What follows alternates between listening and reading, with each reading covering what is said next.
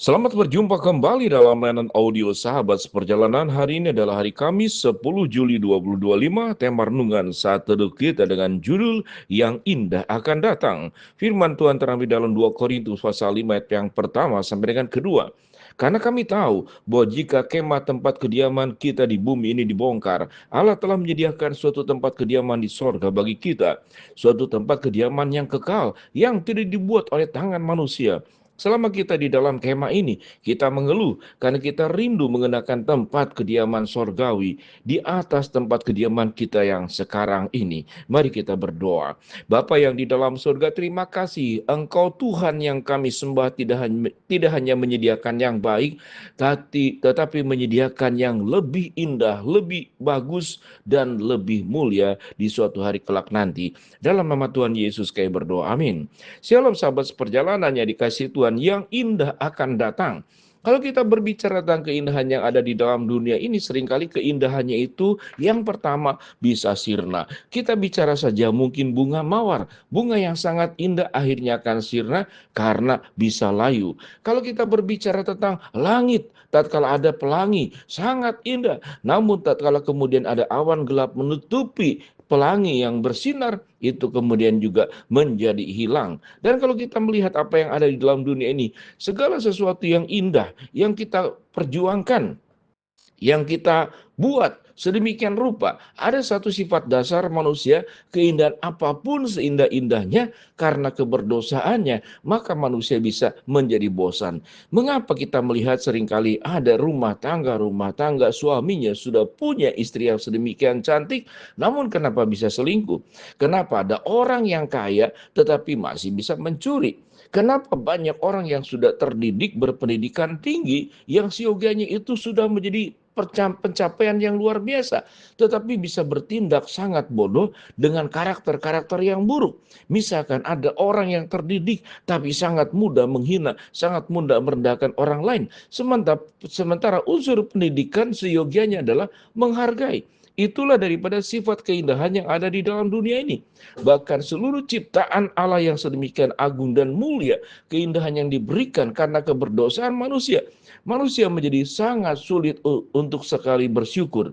Kalau kita berbicara tentang keindahan, itu adalah berarti kehidupan yang bebas dari masalah dan problem dalam kehidupan ini. Sebagaimana catatan di dalam ayat yang kedua, selama kita tinggal di dalam kemah ini, kita mengeluh karena kita rindu mengenakan tempat surgawi di atas tempat kediaman yang sekarang ini. Mungkin kita mengatakan ini bukan tempat yang indah, tetapi justru tempat problem selama kita hidup di dalam dunia ini.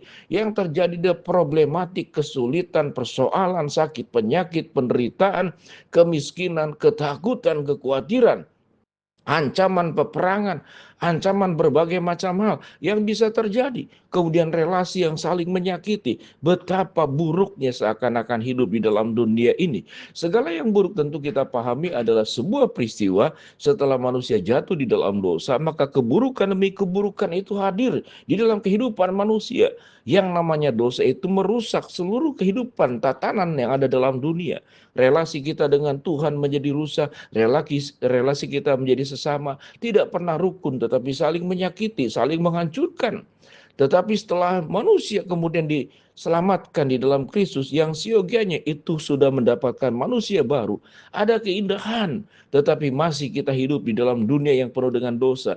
Sehingga keindahan-keindahan yang kita terima, yang kita miliki, keselamatan di dalam Kristus, kekekalan yang Tuhan berikan, kehidupan yang diubahkan oleh Allah, kekuatan penyertaan yang Tuhan janjikan, berkat yang Tuhan siapkan, itu indah. Tetapi selama Alkitab mengatakan selama kita tinggal di dalam dunia ini, di mana kita mengeluh, kemah ini adalah kemah yang tidak sempurna, tetapi suatu hari kelak nanti, yang firman Tuhan katakan, Tuhan akan sediakan sebuah tempat yang jauh lebih indah di masa yang akan datang. Di ayat pertama dikatakan, karena kami tahu bahwa jika kemah tempat kediaman kita di bumi ini dibongkar, Allah menyediakan suatu tempat kediaman di sorga bagi kita, suatu tempat kediaman yang kekal yang tidak dibuat oleh tangan manusia. Apa yang firman Tuhan katakan?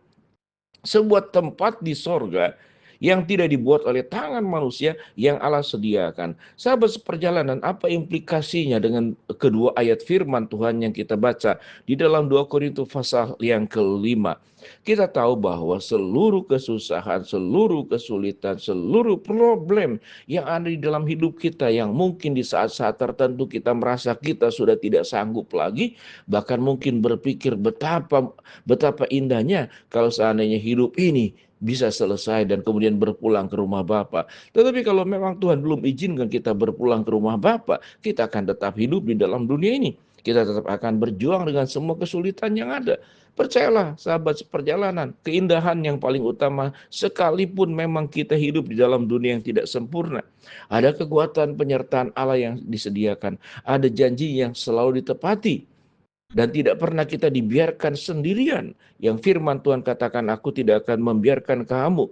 Sekali-kali tidak akan membiarkan kamu di dalam kesendirian. Dan aku sekali-kali tidak akan meninggalkan kamu dan tidak akan membiarkan kamu. Itu adalah firman Tuhan. Dan itu sebuah keindahan. Sekalipun kita hidup di dalam dunia yang tidak sempurna, namun keindahan dan kekuatan Tuhan itu diberikan secara sempurna. Tentunya kalau kemudian kita melihat sahabat seperjalanan sebagai hamba Tuhan, sebagai pendeta, saya banyak mendampingi jemaat-jemaat yang sedang diperhadapkan kepada maut di usia tua atau karena penyakit berat stadium 4 yang merenggut nyawanya dan dokter mengatakan tidak lama lagi. Tentu orang tersebut berkata betapa lelahnya, betapa sulitnya hidup, betapa sakitnya menderita. Sekalipun orang yang kaya punya uang yang banyak, namun bertarung dengan kehidupan yang sangat sulit di masa-masa sakit yang sangat berat, maka biasanya keluarga akan minta kesembuhan, meminta mujizat. Sahabat seperjalanan, saya seringkali mengatakan kepada anggota keluarga, mujizat itu bisa dua. Satu, sakit disembuhkan, itu mujizat dari Allah. Yang kedua, Tuhan memberikan mujizat, seluruh sakit yang dialami itu benar-benar tuntas selesai, yaitu dengan cara bagaimana? Tuhan memanggil pulang ke rumah Bapa. Jadi mujizat itu adalah yang sakit disembuhkan, tetapi yang mati dibangkitkan dan mendapatkan kehidupan yang jauh lebih indah. Sebagaimana yang firman Tuhan katakan dalam 2 Korintus 5:1 dan 2. Itu pun mujizat. Jadi jangan mengatakan kalau orang meninggal tidak mendapatkan mujizat. Lalu kemudian kalau ada orang yang sakit itu mendapatkan mujizat karena disembuhkan. Mujizat yang jauh lebih luar biasa. Tidak hanya yang sakit disembuhkan, tetapi bagaimana orang yang meninggal dibangkitkan dan dijanjikan keindahan sorgawi. Yang firman Tuhan katakan, karena kami tahu bahwa jika kemah tempat kediaman kita di bumi ini dibongkar, Allah telah menyediakan suatu tempat kediaman di sorga bagi kita. Suatu tempat kediaman yang kekal, yang tidak dibuat oleh tangan manusia. Selama kita di dalam kemah ini, kita mengeluh, karena kita rindu mengenakan tempat kediaman surgawi di atas tempat kediaman kita yang sekarang ini. Dengan demikian sahabat seperjalanan, kalau kita menghadapi berbagai problem, kesulitan, ingatlah, suatu hari kelak nanti seluruh kesulitan yang akan berakhir. Apa yang janji Tuhan janjikan, Tuhan menolong selama kita hidup di dalam dunia ini, dan Tuhan janjikan juga akan disediakan tempat yang indah yang akan datang, yang jauh lebih indah daripada yang kita alami saat sekarang. Biarlah kita terus berjuang bersama dengan Tuhan, mendapatkan kekuatan, pemeliharaan, penyertaan, dan Tuhan tidak akan membiarkan kita semua sendirian.